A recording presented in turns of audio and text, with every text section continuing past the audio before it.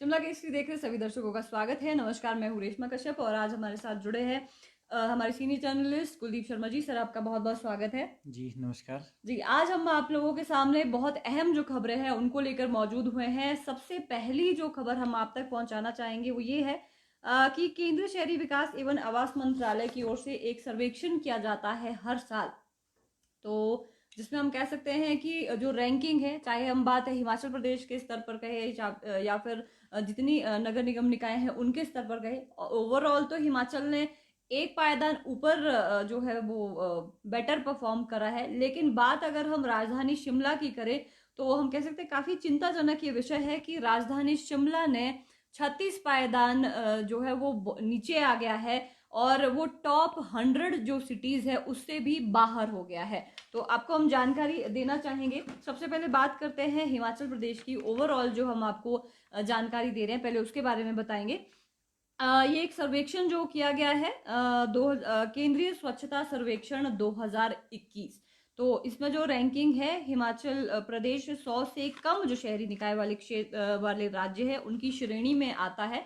और प्रदेश में प्रदेश का 5वां स्थान है। 5वें स्थान पर जो प्रदेश है वो हुआ है। पिछले साल हिमाचल प्रदेश का 6ठा स्थान था। तो इस साल एक पायदान जो हिमाचल प्रदेश है वो ऊपर चढ़ा है। आज ये जो रिपोर्ट है ये सामने आई है केंद्रीय शहरी विकास एवं आवास मंत्रालय की ओर से। ये स्वच्छता जो सर्वेक्षण है वो जारी किया गया है। तो अब हम आपको बताएंगे ये स्वच्छता जो सर्वेक्षण है वो देश भर से 4200 से अधिक जो शहर है उनके बीच में किया गया था। तो हिमाचल प्रदेश के इसमें 54 जो शहर है वो थे। क्या क्या रैंकिंग रही है पहले उसके बारे में आपको बताएंगे। इसमें धर्मशाला का 134वां रैंक है, मंडी का 155, सोलन का 160, नाहन का 167, बद्दी का 182, पांवटा साहिब का 188, पालमपुर का 214, कांगड़ा का 266, रिवाल्सर का 334, सरकाघाट का 344, परवाणु का 366, मनाली का 410, अर्की का 414, डलहौजी का 417, राजगढ़ 432, ज्वालामुखी 464, नदौन का 467, कोटखाई का 468, ऊना का 482, सुजानपुर 485 पायदान पे है, चंबा 496, सुंदरनगर 516, भुंतर 519, जोगिंद्रनगर 520, कुल्लू 566, करसोग 559, हमीरपुर 568, माफ कीजिएगा हमीरपुर 588, बिलासपुर 593, गगरेट 598, रोहडू को 603 रैंक मिला है, नेरचौक को 605, रामपुर को 619, नारकंडा को 276, घुमारवी को 621, ज्वाली को 651, नैना देवी को 661, नालागढ़ को 665, चौपाल को 676, महतपुर को 671, ठियोग को 685, बंजार को 698 जो स्थान है वो प्राप्त हुआ है। तो जो आंकड़े हमने आपके सामने यहाँ पर रखे हैं, आप समझ सकते हैं कि स्वच्छता सर्वेक्षण में जो टॉप 100 सिटीज होती है वहां पर स्वच्छता का जो रैंक होता है, हम कह सकते हैं कि सफाई जो व्यवस्था होती है उस हिसाब से इनकी रैंकिंग की जाती है। और जितने भी हिमाचल प्रदेश के अभी हमने आपके सामने शहर गिनाए हैं उनकी रैंकिंग जो गिनाई है, सभी इसमें सबसे अच्छी हम जो रैंकिंग, अच्छी तो नहीं होगी पर ज्यादा जो इसमें देखा जा रहा है, धर्मशाला की अगर हम बात करें ये भी 134 रैंक पर है। सब जितनी भी सिटीज है वो हम कह सकते हैं 130 के बाद की ही इनकी सबकी रैंक है। लेकिन शिमला की अगर हम बात करें, राजधानी की अगर हम बात करें, सबकी जो नजरें हैं यहाँ पर टिकी होती है क्योंकि पिछले साल काफी अच्छा परफॉर्म किया था शिमला ने स्वच्छता सर्वेक्षण में। 2018 में जो सर्वेक्षण किया गया था उसमें जो शिमला है उसकी अगर हम आपको जानकारी दी तो 128वें स्थान पर था और उसके बाद इसने काफी बेटर परफॉर्म करा था, 65वें स्थान पर आ गया था। लेकिन इस साल का जो स्वच्छता सर्वेक्षण हुआ है, हम कह सकते हैं कि 36 पायदान नीचे चला गया है। तो शिमला का जो रैंक है वो 102 पर पहुंच गया है। काफी चिंताजनक ये विषय है। और टॉप 100 जो सिटीज है शिमला उससे बाहर हो गया क्योंकि 102 नंबर पर अब जो शिमला यहाँ पर पहुंच गया है। इसके कारण क्या रहे हैं उसके बारे में भी हम आपको जरूर बताएंगे। लेकिन इसको लेकर एक जो जब बात की गई, जो नगर निगम है उनसे पूछा गया कि इतनी जो रैंक है टॉप 100 से भी शिमला बाहर हो गया, क्या उसका रीजन है? तो हम कह सकते हैं काफी अजीबोगरीब एक जो बयान है नगर निगम की जो महापौर है उनसे जब बातचीत की हमारे रिपोर्टर ने, काफी अजीबोगरीब उनका जो बयान हैगा। लेकिन उससे पहले हम आपको बताना चाहेंगे कि जो स्वच्छता रैंक है क्यों ये इतना गिरा, तो इसके लिए सबसे बड़ा जो हाथ यहाँ पर बताया जा रहा है वो बताया जा रहा है कि शिमला में जो सार्वजनिक शौचालय है वो सबसे ज्यादा इसमें हम कह सकते हैं इसकी वजह से जो रैंक यहाँ पर गिरा है। राजधानी शिमला में जो सार्वजनिक शौचालय है वहां पर स्वच्छता की जो व्यवस्था होनी चाहिए वो लगातार बिगड़ती जा रही है। आप में से अगर हमारे साथ ऐसे लोग जुड़े हैं जो शिमला यहाँ पर शिमला नगर निगम के अंडर रहते हैं तो आपको ज्यादा बेहतर पता होगा कि यहाँ पर जो टॉयलेट्स लगाए गए हैं, पब्लिक टॉयलेट्स है, उनकी क्या स्थिति है। इसके अलावा जो शिमला में यहाँ पर रैंकिंग बिगाड़ने का अगला जो काम यहाँ पर हुआ है वो शहर की जो गलियां हैं, मोहल्ले हैं, सड़कों की सफाई व्यवस्था है, उसकी वजह से जो रैंक है वो गिरा है। और यही यहाँ पर सवाल अब यही खड़ा होता है कि लगातार जो नगर निगम शिमला की तरफ से इतने दावे किए जाते हैं कि स्वच्छता को लेकर ये किया जा रहा है, इतने काम किए जा रहे हैं, लगातार साफ सफाई को लेकर जो जागरूकता अभियान है वो चलाए जा रहे हैं, लेकिन अब धरातल पर ये जो सर्वेक्षण आज सामने निकल कर आया है तो वो सारे जो दावे हैं वो खोखले साबित होते नजर आ रहे। राजधानी में आप सोच सकते हैं कि राजधानी में अगर ये हाल है तो इसके अलावा हिमाचल प्रदेश के जो बाकी राज्यों की जो बाकी शहर इसमें जो भाग लिया तो उनकी रैंकिंग का इतने नीचे जो चली गई है। तो इसके अलावा जब बात की गई नगर निगम प्रशासन से, जो नगर निगम की महापौर है सत्या कौंडल, उनसे जब बात की गई, रिपोर्टर ने जब उनसे पूछा कि रैंकिंग गिरने का क्या कारण, तो उनकी तरफ से जो बयान आया है उसके बारे में हम आपको बताना चाहेंगे। उनकी तरफ से ये कहा गया कि स्वच्छता के सर्वेक्षण में ये जो शिमला का रैंक गिरा है, सबसे बड़ा जो इसमें हाथ है वो कोरोना का है। अब कोरोना का किस वजह से, कि जब कोरोना काल चल रहा था, जब काफी ज्यादा केसेस बढ़ गए थे, लॉकडाउन लग रहा था, तो उस वक्त जो कर्मचारी हैं वो जो कोविड केसेस जिस घरों में आए थे वहां पर कूड़ा उठाने को लेकर और अन्य गतिविधियों में वो वहां पर शामिल थे। तो उनकी तरफ से ये कहा गया कि जो कर्मचारी है वो यहाँ पर साफ सफाई कर रहे हैं, साफ सफाई नहीं, माफ कीजिएगा, सैनिटाइज कर रहे हैं शहर को, ये उनकी तरफ से कहा गया था।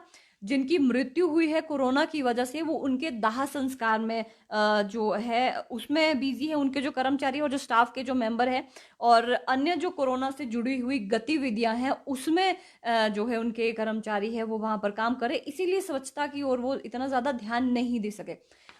आपको तर्क लग रहा है इन दोनों चीजों के बीच में? क्योंकि कोरोना के समय में जब साफ सफाई का सबसे ज्यादा ध्यान रखा जाना चाहिए, उसके बीच में ये सामने निकल कर चीजें आ रही है कि स्वच्छता सर्वेक्षण में रैंक गिर रहा है। सर आपसे मैं ये चीज जरूर पूछना चाहूंगी कि ये जो इस तरह का बयान मेयर की तरफ से दिया गया है कि कोरोना की जो गतिविधियां थी उसमें हम, मेरा जो स्टाफ है वो सब लोग मतलब पूरे व्यस्त थे, तो इस वजह से जो कोरोना है, तो कोरोना एक बड़ा कारण है स्वच्छता रैंक गिरने का। जी।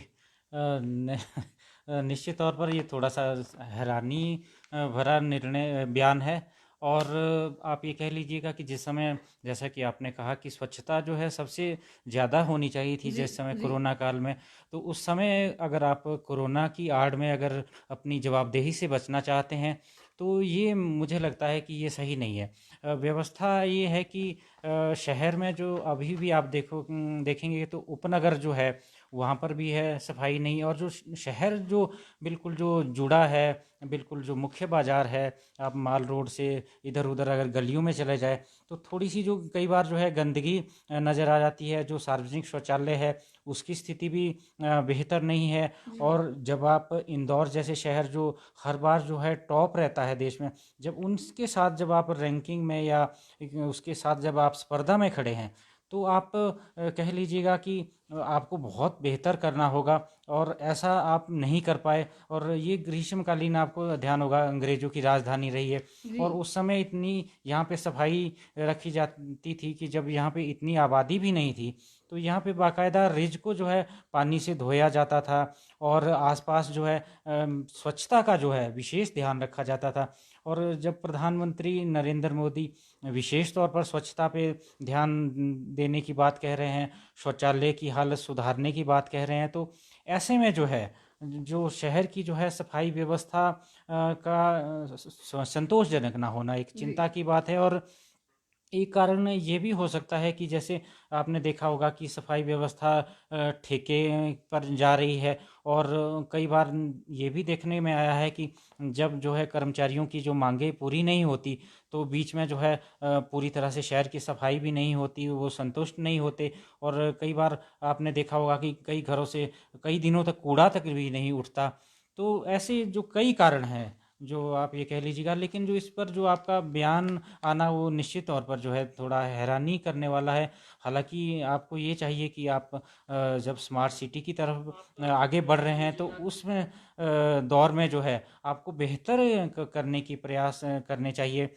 इंदौर जैसे शहर का मामला आपके सामने, आपने करोड़ों की जो मशीनरी आपने देखा होगा रिज पे दौड़ती रहती है। जी जी लेकिन जब अगर आप करोड़ों रुपए अगर आप इस तरह से मशीनरी पे खर्च कर रहे हैं, अपने जो मेयर से लेकर जो दूसरे जो पार्षद है, आप शहर देश तो छोड़िए, आप चीन की यात्रा या बाहर दूसरे देशों में घूम के आते हैं कि वहाँ क्या बेहतर हो रहा है। तो उस स्थिति में जो है इस तरह की बयानबाजी या थोड़ा मतलब आप ये कह लीजिएगा कि गले नहीं उतरती। जी जी। सर, जैसे आपने कहा कि जो करोड़ों की मशीनरी पर यहाँ पर खर्च किया गया है जी। नगर निगम की तरफ से, तो शिमला जो रिज मैदान की तरफ घूमने यहाँ पर आते होंगे तो आपने देखा होगा सिटी पॉइंट के पास और जो स्टेट लाइब्रेरी है उसके पास एक जो स्वीमिंग मशीन है वो यहाँ पर खड़ी होती है। करोड़ों रुपए उन मशीनों के ऊपर खर्च किया गया, तकरीबन 4 करोड़ उन मशीनों पर खर्च किया गया है। लेकिन उन मशीनों का क्या काम है? उससे सिर्फ आप जो शिमला की हम कह सकते हैं कि जो मॉल रोड है, रिज है और उसके आसपास का जो क्षेत्र है उसकी ही साफ सफाई आप कर सकते हैं। लेकिन कोर एरिया जो शिमला का है,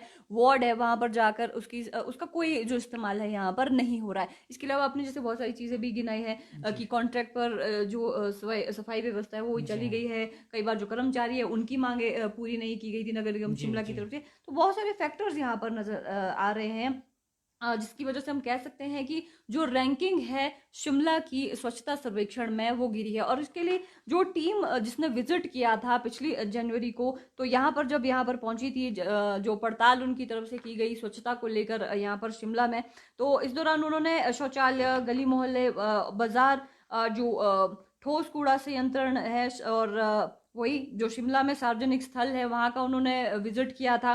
तो स्थानीय लोग और पर्यटकों को स्वच्छता को लेकर उन्होंने फीडबैक भी उस समय यहाँ पर लिए थे। और उसी दौरान जैसे हमने देखा था काफी ज्यादा अवेयरनेस प्रोग्राम भी नगर निगम शिमला की तरफ से लोगों को चलाए गए थे ताकि स्वच्छता का काफी जो ध्यान है वो रखा जाए। लेकिन फाइनली अब ये जो रिजल्ट यहाँ पर सामने निकल कर आया है, तो कह सकते हैं कि जितने भी दावे यहाँ पर नगर निगम शिमला की तरफ से किए जा रहे थे स्वच्छता को लेकर, और ये जो इतने करोड़ों रुपए की मशीनरी पर उन्होंने पैसा वेस्ट किया है, हम तो वेस्ट ही कहेंगे क्योंकि रैंकिंग से ही पता चल रहा है यहाँ पर कि कितना ध्यान यहाँ पर स्वच्छता को लेकर रखा जा रहा है शिमला नगर निगम की बात अगर हम करें। तो हम कह सकते हैं काफी ये हैरान कर देने वाली चीज है कि 36 पायदान शिमला नीचे गिर गया है। राजधानी शिमला का ये जो हाल है यहाँ पर हुआ है। तो आने वाले समय में अगर जो नगर निगम शिमला है उन्हें अपनी रैंकिंग सुधारनी है अगले साल जब ये फिर से सर्वेक्षण हो, तो हम उम्मीद करते हैं कि 36 पायदान नीचे नहीं, उससे भी ज्यादा डबल जो रैंकिंग सुधरे यहाँ पर। इंदौर इस बार भी 5वीं बार हम कह सकते हैं देश भर में सबसे जो साफ है वो शहर इस बार जी। भी नंबर जी। 1 पे ही रहा है। तो कुछ सीखे जो नगर निगम के जितने भी प्रशासनिक और बाकी जो मेयर, डिप्टी मेयर, ये लोग विदेशों का दौरा करते हैं, वहां से जो चीज अडेप्ट करने की होती है उसे यहाँ पर जो ज्योग्राफिकली कंडीशन यहाँ की शिमला की है उसके हिसाब से वो जरूर देखे। ऐसा ना हो कि जैसे विदेश का दौरा करके वो स्विमिंग मशीन वो लेकर तो आगे लेकिन उनका इस्तेमाल इतना ज्यादा नहीं यहाँ पर हुआ। तो इस तरह की चीजें जिसको ध्यान में रखना जरूरी हो गया है नगर निगम शिमला के लिए, ताकि रैंकिंग जरूर शिमला की आने वाले समय में जो सर्वेक्षण जब हो उसमें सुधर जाए। तो अगली खबर की ओर हम आपको ले जाना चाहेंगे। अगली खबर जो है काफी महत्वपूर्ण ये खबर है, उसके बारे में आपको जानकारी दे दें।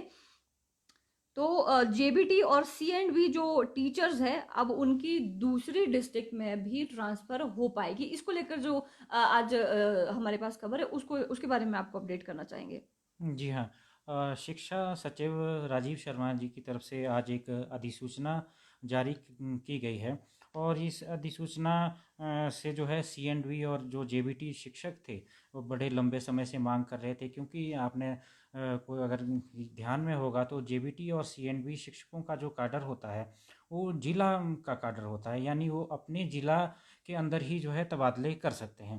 तो अब जो है इसके में जो अधिसूचना है, जो आप ये संशोधित अधिसूचना है, उसके आधार पर जो है आप दूसरे ज़िलों में भी तबादले कर सकते हैं। हालांकि इसमें कुछ शर्तें ज़रूर लगाई गई है, लेकिन जो है अब पहले से जो आप ये कह लीजिएगा कि बेहतर विकल्प जो है, जैसे कि शिक्षकों की तरफ से मांग की गई थी, उसको जो है सिरे चढ़ाया गया है। जी। यानी इसमें जो मेन जो कोटा आप ये कह लीजिएगा कि दूसरे ज़िलों में स्थानांतरण का जो है वो है 5% जो है रखा गया है। मतलब एक साल में 5% जो शिक्षक है एक ज़िला से जो है दूसरे ज़िले में यानी इंटर डिस्ट्रिक्ट जो है ट्रांसफ़र करवा सकेंगे।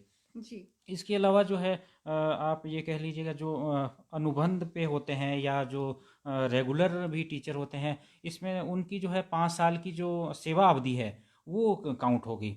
और जो महिला शिक्षक है, कई बार ऐसा होता है कि आपका विवाह हो जाता है और आपका जो है ज़िला बदल जाता है, आप दूसरे ज़िलों में चले जाते हैं, तो ऐसे में जो है अगर महिलाएं जो है, जो महिला शिक्षक है वो अपने जहाँ पे उनकी शादी हुई है वहाँ पे जो अगर वो तबादला करवाना चाहे तो वहाँ पे जो है ये 5 साल की जो शर्त जो है जो दूसरे शिक्षकों को लगाई गई है कम से कम जो सेवा काल की, वो नहीं रहेगी। और जेबीटी के में जो जेबीटी और जो सीएंडबी जो इसी श्रेणी में आने वाले अगर जो दिव्यांग श्रेणी के जो शिक्षक है जिनकी दिव्यांगता जो है अगर 60% तक है, तो उनके लिए भी इस शर्त से जो है छूट दी गई है। जी। यानी जेबीटी का तो आपको ध्यान में होगा कि जो हमारे प्राथमिक जो स्कूल है उसमें ये शिक्षक पढ़ाते हैं, और जहाँ तक जो सीएंडबी श्रेणी में जो शिक्षक आते हैं उसमें एलटी आते हैं, ड्राइंग मास्टर आते हैं, इस श्रेणी के जो है ये शिक्षक आते हैं। और जो अगली जो इसमें जो शर्त है, अगर किसी का आपने देखा होगा कई बार जो है आप बीमार रहते हैं, स्वास्थ्य कारणों से भी जो है अगर आप मेडिकल का जो अगर पैमाना है, कोई मेडिकली फिट नहीं है, तो उसमें भी जो है 5 साल की जो सेवा काल जो है उस शर्त में छूट दी गई है। और ऐसे में भी जो है शिक्षक जो है दूसरे जिला में अपना तबादला करवा सकता है। और एक होता है कि आपने देखा होगा कि शिक्षक जो है अक्सर जो म्यूचुअल ट्रांसफ़र है जो है इसको प्राथमिकता भी देते हैं, और ये जो तबादले हैं वो आसानी से भी हो जाते हैं, क्योंकि इसमें जो है नेताओं को भी जो है कंसेंट नहीं लेनी पड़ती, क्योंकि आपको किसी को शिक्षक को उठाना नहीं पड़ता, दोनों की सहमति होती है। अगर आप एक ज़िला से दूसरा ज़िला में जो है किसी के साथ म्यूचुअल ट्रांसफ़र करवाना चाहते हैं, आपस में सहमति से करवाना चाहते हैं, तो उस स्थिति में भी जो है आपके लिए जो है किसी तरह की शर्त नहीं होगी। और अंतर जिला में जो है दूसरे यदि अध्यापक जाना चाहते हैं, तो एक जो बात कही गई है, जो एक शर्त लगाई गई है, उसमें जो है अध्यापकों को संबंधित काडर की वरिष्ठता सूची में सबसे नीचे रखा जाएगा। यानी आपको जो नुकसान एक हो सकता है कि आप वहाँ का जो काडर होगा आप उसमें सबसे नीचे डाउन चले जाएंगे। अगर आप जैसे मान लीजिए आप शिमला में थे, आपकी जो है आप वरिष्ठता सूची में मान लीजिए टॉप 100 में थे, और अगर आप मान लीजिए सोलन के लिए तबादला करवाते हैं और वहाँ पे मान लीजिए वहाँ पे कोई 100 से ज़्यादा शिक्षक पहले से ही उस श्रेणी में आते हैं, तो आप उसके मतलब आपको सबसे नीचे उसमें काडर में मतलब जो आपकी जो सीनियोरिटी है वो मारी जाएगी। जी। और एक जो अन्य जो है इसमें अगर तबादलों में जो शर्त लगाई गई है, इस दौरान जो है अध्यापक को किसी तरह का जो है यात्रा भत्ता या कार्य संभार संभालने के लिए जो समय जो है अतिरिक्त जो नहीं दिया जाएगा। जी। और इसके लिए आप आवेदन कहाँ कर सकते हैं? आप आवेदन कर सकते हैं संबंधित जो जिला के जो प्रारंभिक शिक्षक उप निदेशक है वहाँ पर जो है इसको आप आवेदन कर सकते हैं। वहाँ पे आपकी मेरिट देखी जाएगी और वहाँ से आपकी प्रपोजल दूसरे ज़िले को भेजी जाएगी, और वहाँ पे जो है देखा जाएगा कि वैकेंसी होनी ज़रूरी है। अगर पद नहीं है तो उस स्थिति में भी जो है आप जो है तबादला नहीं करवा सकते। एक और जो इसमें जो शर्त है, जो एडॉक है, टेन्योर है, अनुबंध है, ग्रामीण विद्या उपासक है या एनटीटी है या पैरा अध्यापक, जो इस श्रेणी में जो आते हैं, जो जेबीटीसी और सीएंडबी में नियमितीकरण से जो कार्यकाल को जो स्थानांतरण के लिए उनके लिए मतलब उनके लिए भी जो है वो 5 साल का जो आप ये कह लीजिएगा कि जो कम से कम सर्विस होनी चाहिए। तो ये जो महत्वपूर्ण आदेश थे जो जेएनडीबी और सीएनडबी से जुड़े थे और महत्वपूर्ण कैडर है शिक्षा विभाग में, बहुत प्रदेश के जो प्रारंभिक शिक्षा का जो जिम्मा है इन्हीं शिक्षकों के हवाले है। जो जेबीटी है वो प्राइमरी स्कूलों का जिम्मा देखते हैं, और इसी तरह जो सीएंडबी शिक्षक है वो जो आपके मिडिल स्कूल में, हाई स्कूल में और अपने सीनियर सेकेंडरी स्कूल में भी अपनी सेवाएं देते हैं। लेकिन इनका जो काडर है वो जिला का काडर माना जाता है, और अब जो है इसमें जो थोड़ी जो है छूट दी गई है। जी जी, तो ये काफ़ी अहम जो सूचना थी जेबीटी और सीएनबी शिक्षकों को लेकर। तो आप भी अगर किसी ऐसे लोग को जानते हैं जो काफ़ी लंबे अरसे से इस तरह से इस अधिसूचना का इंतज़ार कर रहे थे, तो आप उनसे ये जो वीडियो वो शेयर कर सकते हैं, हमारी लाइव स्ट्रीम शेयर कर सकते हैं, ताकि ये जो आज जो ज़रूरी जानकारी है वो उन तक पहुँचे। तो अगली खबर की तरफ हम जाना चाहेंगे, तो ये भी शिमला सिटी की खबर है कि अटल के नाम से अब जो चमियाड़ा में सुपर स्पेशलिटी अस्पताल है वो पूर्व जो प्रधानमंत्री स्वर्गीय अटल बिहारी वाजपेयी है उनके नाम से जाना जाएगा। जी हाँ।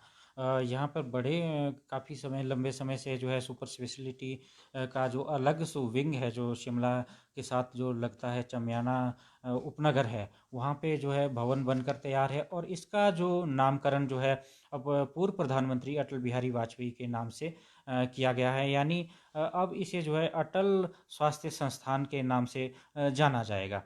तो इसके अलावा जो है एक साथ में जो दूसरी खबर है वो भी आईजीएमसी शिमला से जुड़ी है। यहाँ पे जो ट्रॉमा सेंटर की जो है लंबे समय से जो जिसके लिए केंद्र ने पैसे भी, जो धनराशि भी स्वीकृत की है, उसके लिए भूमि जो है उपलब्ध नहीं हो पा रही है लंबे समय से।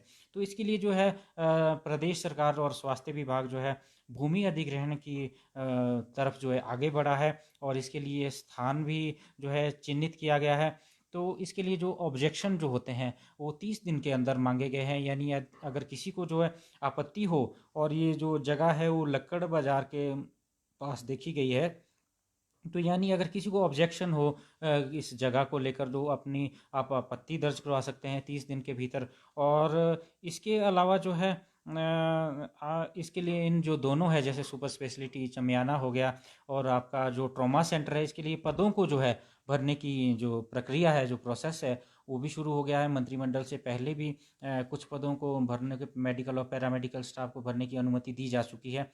तो अब जो उम्मीद की जानी चाहिए कि आने वाले दिनों में जो है सुपर स्पेशलिटी चमियाना जो है शुरू हो जाएगा, और जो आईजीएमसी में जो इस समय जो सुपर स्पेशलिटी जो के जो विभाग है उनको जो है अब वहाँ पे स्थानांतरित किया जाएगा। तो मौजूदा समय में जो आईजीएमसी में सुपर स्पेशलिटी भी है वो पूरी तरह से आप ये कह लीजिएगा कि जो जगह की कमी के कारण जो है फंक्शनल ढंग से नहीं हो पा रही है। और ऐसे में जब पर्याप्त जगह उपलब्ध हो जाएगी तो अब चमियाना में जो है आपको सुपर स्पेशलिटी जो है सेवाएं उपलब्ध होगी, और ये शिमला शहर के साथ साथ जो है पूरे प्रदेश के लिए राहत भरी खबर है। जी जी, अगली जो ज़रूरी जानकारी, और हम कहें कि ये कुछ चिंताजनक विषय है हिमाचल के लिए, क्योंकि हिमाचल में अगर हम बात करें डायबिटीज़ के जो मरीज़ है उसको अगर हम आंके राष्ट्रीय स्तर पर, तो जो एवरेज निकलती है तो हिमाचल में ज़्यादा जो डायबिटीज़ के मरीज़ हैं वो बढ़ रहे हैं। जी हाँ। एक निश्चित तौर पर एक थोड़ा सा एक चौंकाने वाला जो सर्वेक्षण सामने आया है, और उसमें आप जो डायबिटीज़ जो है, जो राष्ट्रीय स्तर पे जो हिमाचल प्रदेश का जो संख्या है यहाँ पे मरीजों की, राष्ट्रीय औसत से ज़्यादा है। यानी जो राष्ट्रीय औसत है इस समय वो 11.5% है, और जो माफ़ कीजिएगा, जो राज्य की जो औसत है वो 11.5% है, और जो राष्ट्रीय औसत है वो 9.8% है। यानी 1.7% जो है हिमाचली जो है वो डायबिटीज़ के शिकार है जो राष्ट्रीय औसत से।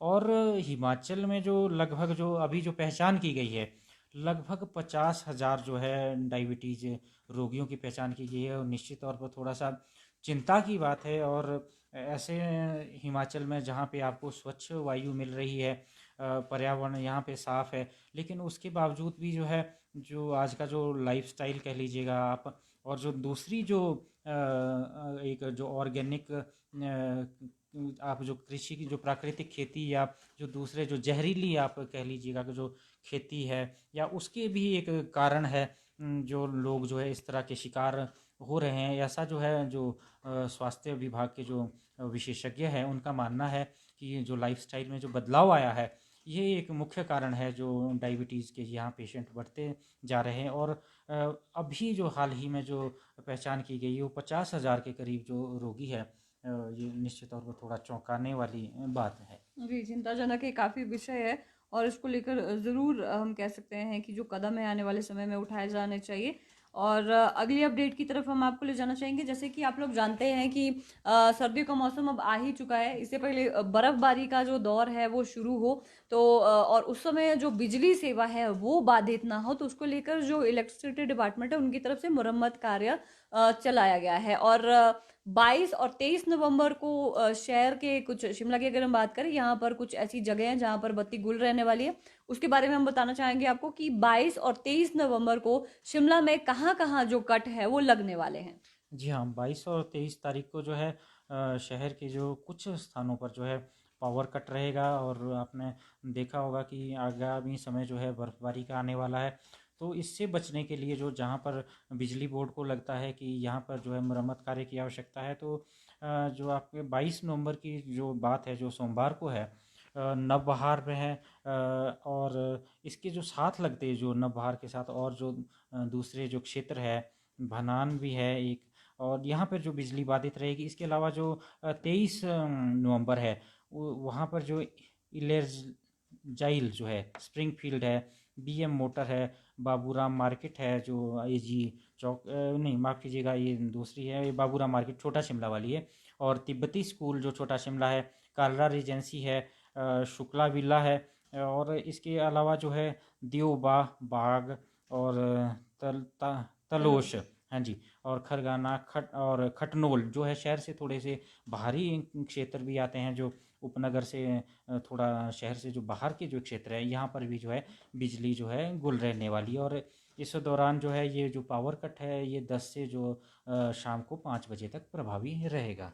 जी, तो आप ये जो पोस्ट है शेयर कर सकते हैं। अगर आप अपने जो लोग हैं आपके इन इलाकों में अगर रहते हैं, इन शिमला की इन जगहों पर रहते हैं और उन्हें उन तक आप पहुंचाना चाहते हैं जानकारी कि 22 और 23 नवंबर को कहाँ कहाँ जो कट है वो रहने वाला है। ये कट जो नॉर्मली 10 बजे से लेकर 5 बजे तक रहता है, तो उनसे आप ये जो पोस्ट है वो शेयर कर सकते हैं। तो अगली खबर की तरफ हम बढ़ेंगे। लास्ट जो हमारी हमेशा अपडेट रहती है कोरोना को लेकर, तो कोरोना के पिछले 24 घंटों की अगर हम बात करें तो 80 नए मामले आए हैं, एक महिला की मौत हुई है। और शिमला की अगर हम बात करें तो 7 नए मामले सामने आए हैं। जी हाँ, कोरोना के कारण जो है पिछले आप ये कह लीजिएगा कि 24 घंटे में जो है एक 63 वर्षीय महिला की कांगड़ा जिला से मौत हुई है और 80 नए मामले सामने आए हैं। यानी कांगड़ा जो है जिला है, वो यहाँ से जो है लगातार जो है, आपने देखा होगा जब दूसरी लहर भी आई थी, तो मौत का जो यहाँ पे जो ग्राफ बहुत ज़्यादा देखने को मिला था। और अभी भी जो है कोरोना संक्रमण जैसे कि जारी है, अभी भी यहाँ से जो है काफ़ी जो है लोगों की मृत्यु हो रही है, जो थोड़ा सा चिंताजनक है। और जो बीते जो 24 घंटे की जो बात करें, बिलासपुर से जो है 3 मामले सामने आए हैं, हमीरपुर से 21 है, और कांगड़ा में जैसा कि हमने कहा सबसे ज़्यादा जो है 30 मामले सामने आए हैं। मंडी में 4 आए हैं, शिमला में 7 है, सोलन में 1 है, और ऊना में जो है 14 मरीज जो है मतलब इस तरह के जो है सामने आए हैं। और एक दिन के भीतर जो है 123 मरीज जो है कोरोना से स्वस्थ भी हुए हैं। और प्रदेश में जो है कोरोना को लेकर लगातार सैंपलिंग भी हो रही है। और अभी जो आप ये कह लीजिएगा कि जो विभिन्न ज़िलों में 5,493 लोगों के जो है सैंपल लिए गए हैं, और इसमें से जो है 5,410 जो है रिपोर्ट जो है वो नेगेटिव आई है। यानी एक बहुत जो राहत देने वाली खबर है। और 5 की रिपोर्ट आनी इसमें से बाकी है। जहाँ तक हम शिमला की बात करें, तो शिमला में जो है 7 नए जो जिला में केस सामने आए हैं। इसमें एक मामला नवबहार का है, एक खनेरी का है, एक मशोबरा का है, एक नेरवा का है, 2 रोडू के हैं, और एक जो आईजीएमसी हमारा अस्पताल है, यहाँ पे जो टेस्ट करवाया था वो जो है पॉजिटिव आया है। तो मतलब आप ये कह लीजिएगा कि कुल मिलाकर जो है शहर में और प्रदेश में जो है कोरोना संक्रमण अभी भी जारी है। थोड़ा एहतियात बरतिए आप भी। और जो बाहर से आने वाले सैलानी हैं, आपने ध्यान दिया होगा, यहाँ प्रदेश पुलिस हालांकि जागरूक कर रही है, चालान भी काटे जा रहे हैं लोगों के, लेकिन उसके बावजूद भी जो है बिना मास्क पे जो आप सार्वजनिक स्थानों पे लोगों को और विशेषकर जो सैलानियों को घूमते देखा जा सकता है। तो ऐसे में थोड़ी सी चिंताजनक बात ज़रूर है। आप मास्क पहनिए, जब तक सोशल डिस्टेंस का पूरा ध्यान रखिए। और जब तक कोरोना जो संक्रमण जारी रहता है तब तक आपको इस प्रोटोकॉल का पालन करना चाहिए। जी, जी। तो ये दिन भर की जो अपडेट है वो हमने आपके सामने रखी। और शिमला अपनी रैंकिंग कैसे सुधार सकता है? आपके अगर कुछ सजेशंस है इन सब चीज़ों को लेकर तो कमेंट सेक्शन में आप अपने सजेशंस लिख सकते हैं। तो फिलहाल के लिए आप मुझे और मेरे सभी को इजाज़त दीजिए। अब हम आपके सामने हाजिर होंगे सोमवार को नई अपडेट के साथ। तब तक आप इसी तरह से जुड़े रहिए शिमला केसरी न्यूज़ के साथ। नमस्कार। नमस्कार।